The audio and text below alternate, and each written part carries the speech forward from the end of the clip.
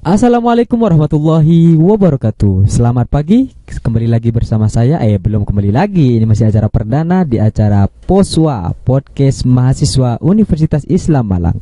Kali ini dalam acara perdana ini kita kedatangan tamu yang sangat luar biasa, yaitu salah satu mahasiswa di Universitas Islam Malang yang berhasil meraih prestasi gemilang. Siapa dia? Kita kenalan dulu ini. Boleh Pak, monggo diperkenalkan siapa dulu namanya? Terima kasih. Selamat apa nih?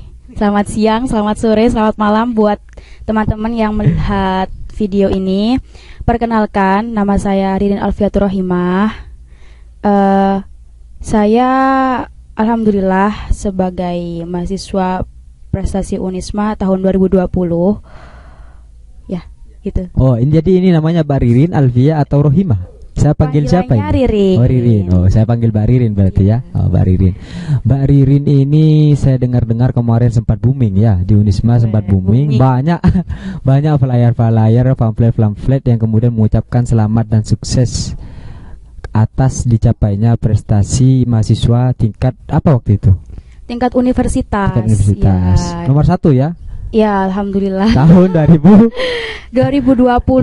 Berarti 2020 mahasiswa terbaik Unisma itu ya Mbak Ririn ini. Waduh, ya bisa dibilang begitu kalau menurut pamfletnya ya kan. Iya.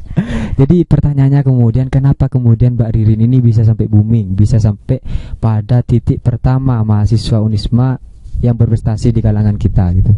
Apa alasannya? Oh gitu. Terima kasih. Oh iya, saya belum perkenalan. Jadi saya dari Fakultas Matematika dan Ilmu Pengetahuan Alam jurusan Biologi. Nah, ceritanya waktu itu tahun 2020 kemarin saya tuh mengikuti pilihan mahasiswa berprestasi di Unisma. Jadi awalnya itu saya seleksi fakultas dulu. Setelah seleksi fakultas, saya dipanggil untuk mewakili fakultas di universitas. Nah, setelah itu saya melakukan berbagai tes untuk Pilmapres itu.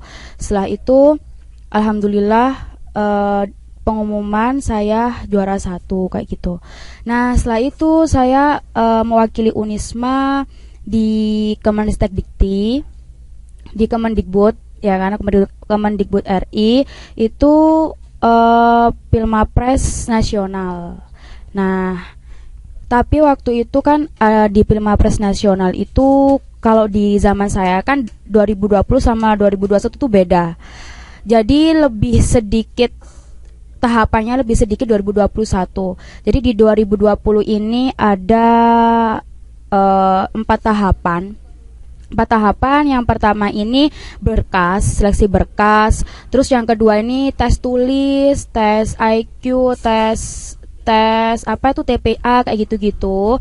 Nah, setelah itu yang ketiga itu ada yang namanya kita disuruh buat kayak LKTI gitu. Tapi itu nanti kita presentasinya pakai bahasa Inggris gitu. Nah, terus setelah itu ada semifinal. Setelah itu baru final. Oh, berarti ada 5 tahapan gitu. Nah, ketika saya menuju yang semifinal ini, kan di awal itu tahapan 1 itu berkas itu berapa ya? 1000-an kayaknya. 1000 berkas? 1000 peserta. Oh, 1000 peserta ya. Setelah itu tahapan kedua itu cuma diambil 800. Tahapan ketiga itu diambil 200. Tahapan keempat ini cuma diambil 80-an. Nah, dari 80 ke selanjutnya ini sekitar 25 orang. Itu saya yang gagal. Oh, berarti sampean di tahap 5-nya ini. Di tahap 4-nya ya. Iya, di tahap 4-nya kemudian tidak lolos. Iya, kurang beruntung. Oke. Nah, mencapai sejauh itu kan tidak semuanya orang bisa mencapai itu kan. Juga di dalam mahasiswa Unisma sendiri sampai sudah mencapai yang terbaik. Cuma ketika sampai yang selanjutnya, tahap selanjutnya ternyata masih belum beruntung. Sampai pada titik sana saja itu sudah sangat bagus bagi saya melihatnya. Sedangkan saya mahasiswa yang ke barat ke timur gak ada kerjaan ini. Amin. Jadi gimana sih kemudian sampai pada titik itu gitu loh. Proses-proses apa saja yang kemudian sampean lewati? Sebelumnya pastikan sampean punya pengalaman karena ini kan mahasiswa prestasi gitu kan. Okay. Nah, jadi proses-proses apa saja? Kemudian hal-hal apa saja yang kemudian mendorong pribadi sampean sampai pada titik itu? Ya, terima kasih. Ini jadi sambil cerita lah ya. Cerita curhat gitu ya. Jadi saya emang dari dulu tuh dididik sama orang tua saya tuh untuk jadi orang yang pemberani.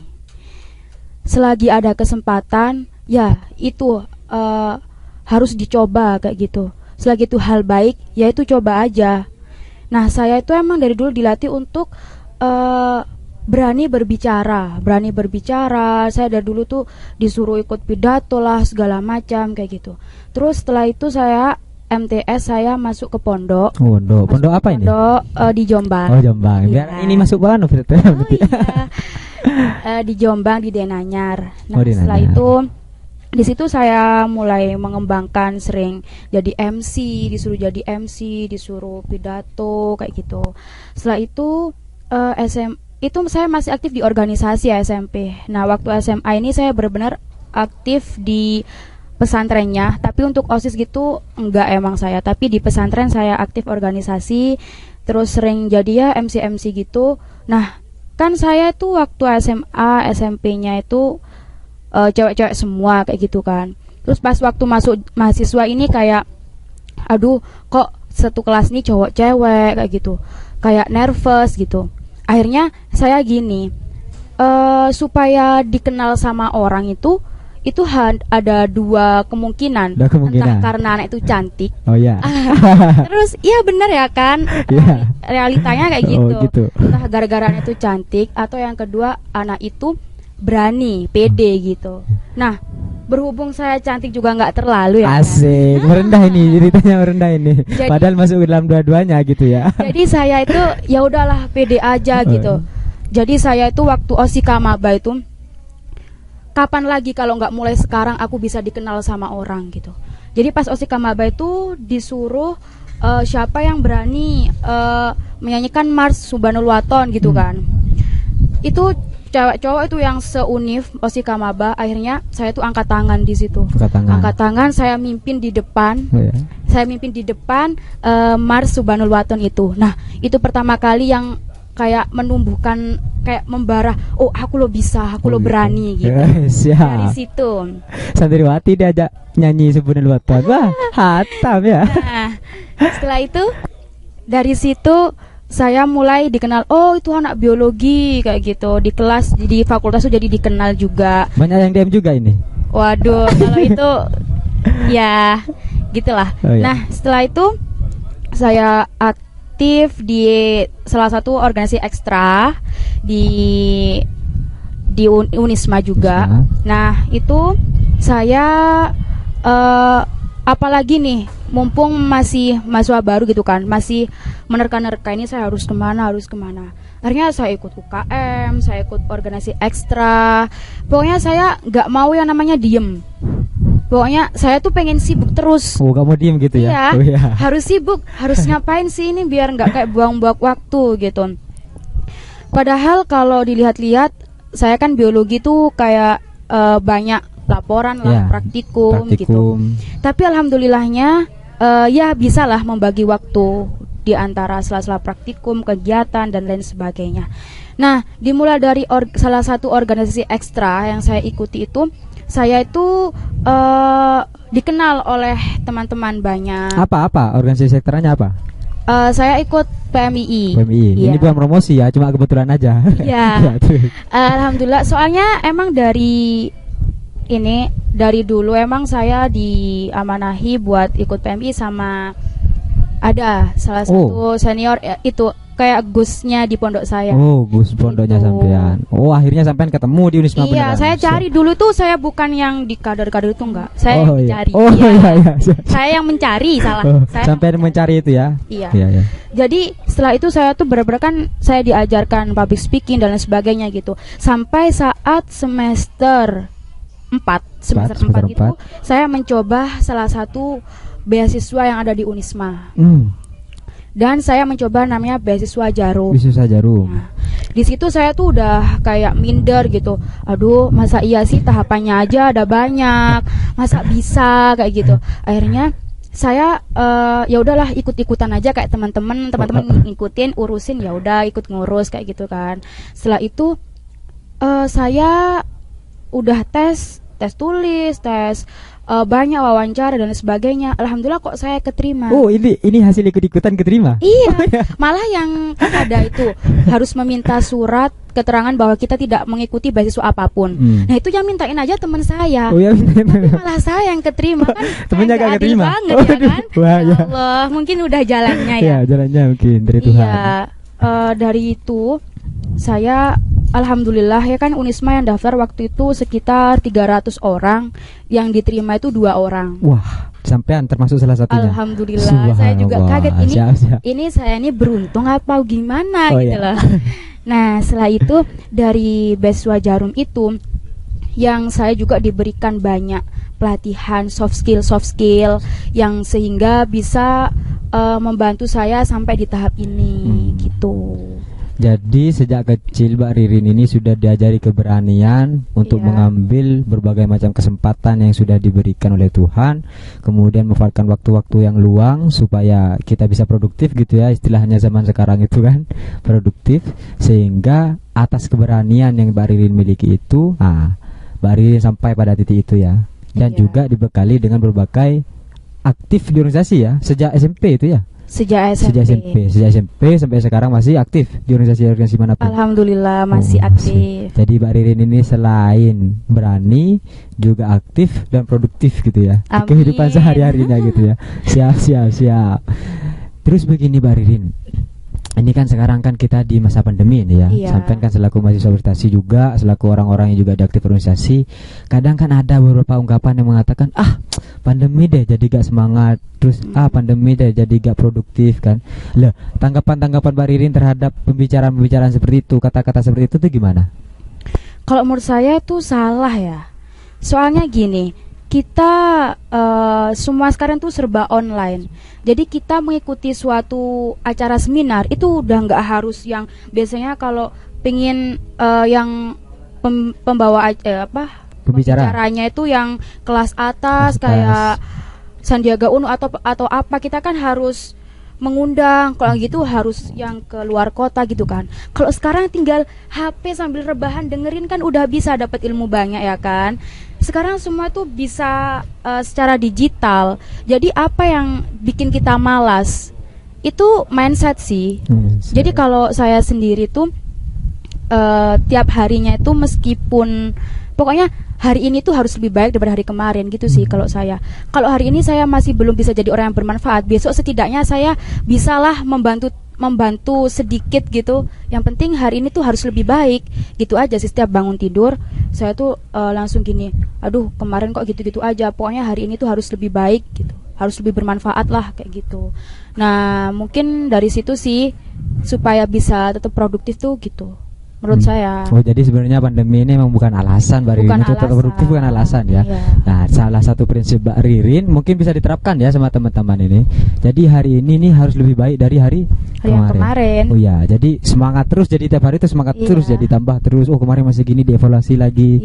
Berarti Mbak Ririn ini kira-kira sebelum tidur selalu mikir, tadi saya habis ngapain aja ya. Sehingga nanti ketika bangun, kemarin saya gini nih, saya sekarang harus begini. Jadi sampai ke hari-harinya selalu produktif gitu ya? Ya, bisa jadi kayak gitu. Soalnya saya kayak gini aja kan, kita umur gak ada yang tahu ya. Iya, umur gak ada yang tahu. Terus semua orang itu mempunyai jatah kesuksesannya itu masing-masing kan. Tiap orang kan beda-beda. Ada yang dipercepat, ada yang diperlambat. Kalau dipercepat kita tuh disuruh bersyukur sama Allah. Kalau diperlambat kita itu disuruh lebih semangat lagi kan sama Allah, lebih prosesnya lebih sabar lagi. Nah makanya kita selain mempunyai target yang panjang, kita juga harus mempunyai target yang pendek. Ya jadi setiap harinya itulah harus di-upgrade lagi gitu sih kalau menurut saya. Jadi teman-teman yang sekarang suka rebahan terus gak ngapa-ngapain, nah ikuti aja beberapa hal yang kemudian kita lewati di medsos itu, ikuti agar kemudian sehari-hari kita tidak hanya rebahan terus Mbak Ririn ya, tapi rebahan yang bermanfaat gitu Mbak Ririn kira-kira ya. Ya jadi begini Mbak Ririn, ini kembali seterusnya ini. Panjenengan kan sampai ini kan barusan sudah menyampaikan bahwa kita harus tetap produktif meskipun masa pandemi seperti ini kan. Mbak Ririn punya hal apa yang belum sampai sekarang ini belum sampai capai? Sampai tadi kan bilang ada target pendek, ada target panjang. Target pendeknya sehari-hari kita harus lebih bermanfaat, lebih bermanfaat ya. Iya. Target panjangnya Mbak Ririn yang sampai sekarang di umur Mbak Ririn ini yang belum tercapai dan ingin sampai capai ini apa? Ya. Jadi kalau target panjang saya itu saya ingin mempunyai suatu usaha sendiri gitu. Jadi kan sekarang ini masih jadi beban orang tua kayak gitu ya. Meskipun mau wisuda tetap jadi beban orang tua, kan itu suatu hal yang memalukan bagi saya. Percuma saja kita di kampus dikenal gini itu, tapi yang seharusnya yang benar-benar hebat itu yang udah bisa membiayai dirinya sendiri, udah nggak membebanin orang tua. Meskipun orang tua tidak merasa terbebani kan, gimana ya? Ya perasaannya aja kayak gak enak gitu ya. Gini gitulah, udah gede juga. Udah gede juga. Jadi saya target yang panjang ini saya pengen bisnis sendiri, punya bisnis sendiri. Ya alhamdulillah lagi merintis bisnis. Lagi merintis apa kebetulan? Siapa tahu nanti ramai bisnisnya gitu. ini. Ini secret sih, tapi tentang fashion gitu aja. Fashion. Iya. Siap. Setelah itu saya juga untuk S2 ini S2. masih belum terfikirkan S2 di mana gitu. Jadi yang saya pentingkan sekarang itu, kalaupun saya bisa S2, saya itu dengan biaya sendiri. Kalau bisa ya dengan beasiswa, kalau nggak gitu dengan biaya sendiri. Maka dari itu sekarang yang saya tekankan itu saya ya bisnis itu. Bisnis gitu. Ya. Berarti itu sih kalau target ke depannya. Yang penting untuk sehari-harinya saya bisa menjadi orang yang bermanfaat gitu aja. Gitu ya. Iya. Siap. Semoga kita doakan bersama-sama nih ya. Semoga apa-apa yang menjadi harapan Mbak Ririn ini tercapai nantinya. Amin. Gini Mbak Ririn lagi. Kan kita ini sudah lama, ini kan pandemi sudah lama. Kira-kira selama pandemi ini Mbak Ririn pernah mengembangkan diri apa dalam perkembangan diri Mbak Ririn? Apa-apa yang kemudian bisa Mbak Ririn kembangkan di masa pandemi? Sedangkan kan kadang juga banyak orang-orang yang karena pandemi akhirnya kalau nggak dua, satu dia semakin produktif atau dia semakin tidak produktif. Oke. Kalau Mbak Ririn ini termasuk yang ke satu atau yang kedua? Tapi saya yakin kayaknya masih yang produktif ini. Kira-kira kesadaran Mbak Ririn ketika masa pandemi ini apa sih? Kesadaran yang kemudian dulu ketika saya sebelum pandemi itu kayak begini gitu, tapi setelah pandemi ternyata saya begini. Meskipun keadaannya kayak tidak bisa diterima ketika di awal. Oh gitu. Mungkin yang tidak bisa diterima kayak dulu itu lebih sering ikut lomba keluar kota kayak gitu kan. Tapi kalau sekarang kan lombanya secara online. Jadi tetap di rumah masing-masing. Iya. Kan kalau dulu kan selain niatnya lomba kan sama jalan-jalan. Oh ya. Jadi kalau sekarang ketika meskipun lomba nggak bisa jalan-jalan. Iya, lebih jenuh aja sih ya kan. Tapi kalau masalah produktivitas, nah itu emang ya harus punya target itu aja sih. Jadi saya selama pandemi itu saya ikutan lomba, terus setelah itu ikut belajar ya webinar kayak gitu. Salah satunya waktu Pilmapres itu kan pas pandemi. Oh iya betul. Nah itu sih ya salah satunya itu. Terus ikut lomba, ikut webinar itu aja sih. Soalnya kan nggak bisa keluar ya. Jadi selama masih ada kesempatan harus diikuti terus ya. Ambil aja semuanya, dicoba. Siap. Jangan hanya berada di zona nyaman. Harus berani ngambil resiko. Keluarlah dari zona nyaman gitu kira-kira ya. Apa sih tip-tip sukses atau tip-tip cara-cara strategi Mbak Ririn kemudian sampai Mbak Ririn ini menjadi seperti sekarang gitu kan? Selain dari keberanian yang sudah dipupuk sejak awal oleh orang tuanya, selain didikan dan aktif di organisasi juga, apa mungkin Mbak Ririn punya tip-tip yang ingin dibagikan kepada para penonton atau para pemirsa semuanya di acara ini? Oke, terima kasih. Kalau masalah tips supaya sukses gitu. Sebenarnya saya ini kayak kurang pede aja kalau menyampaikan tips. Soalnya saya juga jauh dari kata sukses kayak gitu kan. Tapi yang namanya orang kan nggak boleh insecure ya kan. harus banyak-banyak bersyukur juga, tapi juga jangan bersyukur terus nggak mengupgrade diri juga enggak ya kan. Kalau tips dari saya sih harus nggak boleh takut, boleh takut untuk mencoba, harus fokus, harus istiqomah, dan yang terpenting itu restu dari orang tua. Itu sih. Berarti setiap kita ingin melakukan apa saja, tetap kita harus minta restu kepada orang tua ya? Harus minta restu kepada orang tua, karena ridhollahi fi ridho walidin gitu kan. Jadi kalau nggak ada restu orang tua itu kayak sama aja gitu sih menurut saya. Oh, jadi Baririn ini setiap ikut lomba atau ikut apapun itu pasti minta restu orang tuanya dulu. Iya, selalu ngabarin minta restu. Gitulah. Selalu minta restu, selalu ngabarin, dan alhamdulillah orang tua saya itu selagi itu baik selalu mensupport saya gitu.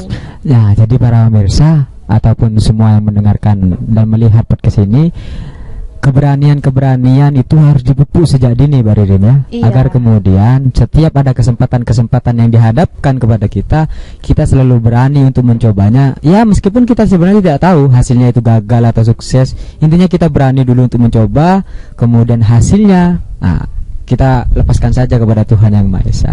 Mungkin Mbak Ririn closing statement dulu di acara Poswa Perdana ini, podcast mahasiswa.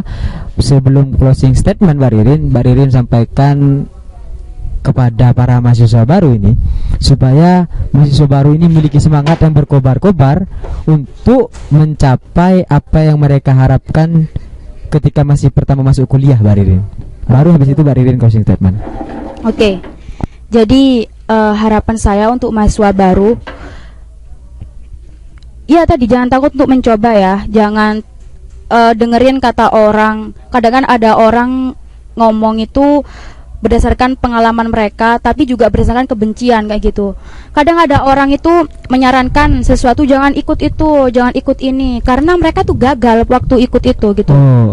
Atau ada rasa sakit hati atau kebencian, makanya ada statement yang jelek kayak gitu. Kalau menurut saya itu selagi itu baik, ngapain takut untuk mencoba gitu. Itu sih untuk mahasiswa baru. Jangan minder, jangan takut, jangan, ya kalau kata saya tadi ya, kalau ingin dikenal ya emang itu ada dua perkara. Cewek. Kalau cewek ya, kalau cantik ya pede, gitu aja sih. Tapi kebetulan Mbak Ririn ini dua-duanya nyampe ya. Amin. Ya, amin. Ya kan cewek. Pede juga. Oh ya. Iya gitu. Ya. Jadi percuma juga kita itu pinter tapi nggak mau mengembangkan. Dalam artian pinter, duduk terus kuliah, terus tahu-taunya pulang dapat nilai bagus. Ya itu yang tahu cuma anak sekelasmu itu doang. Sedangkan kita tuh kuliah tuh harus menjalin banyak-banyak relasi. Belum kan nggak tahu juga kita itu berkenalan dengan orang di organisasi tersebut. Ternyata itu membawa berkah, membawa kayak pintu kesuksesan bagi kita kan juga nggak tahu. Siapa tahu dari relasi itu kita bisa kenal ini, kenal yang lain yang gitu kan. Jadi harus menjalin relasi sih. Maka dari itu harus jangan takut untuk ikut organisasi, karena di era mahasiswa itu yang selain hard skill itu belajar, mata kuliah gitu kan, praktikum. Kita juga harus mengembangkan soft skill kita. Tuh. Oke, selanjutnya closing statement. Ya, closing statement Mbak Ririn. Kalau closing statement dari saya sih jangan insecure gitu aja. Jangan insecure, nikmati semua proses. Jangan menyerah, terus harus istiqomah. Tiap harinya itu harus istiqomah. Ya tadi kalau bangun tidur itu harus lebih baik lah daripada sebelumnya gitu. Jangan berhenti ketika lelah, tapi berhentilah ketika selesai. Siap. Jangan berhenti ketika lelah, tapi berhenti ketika selesai. Harus sabar. Ririn Alifiatur Rohimah. Siap. 2021. Oh, 2021 ya. Jangan sampai lupa tanggal tahunnya. Karena semua proses orang kan berbeda-beda. Ya tadi kalau dipercepat, ya berarti kita itu harus bersyukur. Kalau diperlambat, berarti kita tuh harus sabar gitu. Itu aja sih. Nah, Mbak Ririn, ini kebetulan sudah sampai pada akhir acara. Sebelum kita tutup ini, ntar lagi ini ada jargon atau istilah buat password gitu, Mbak Ririn ya. Poswa dari mahasiswa untuk Unisma dan Peradaban Indonesia. Salam peradaban. Salam. Terima kasih. Saya kira itu, jangan lupa share, subscribe, and comment. Allahumma fiqh ila qawmi thoriq. Wassalamualaikum warahmatullahi wabarakatuh.